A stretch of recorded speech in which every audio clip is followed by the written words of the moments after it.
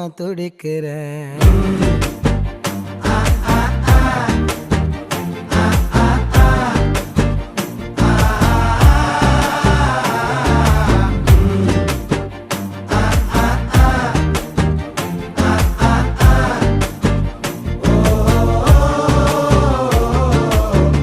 பச்சை குத்திக்கின உன்னோட பேர வழியில குச்சேண்டி 10,000 பேர பச்சை குத்திக்கின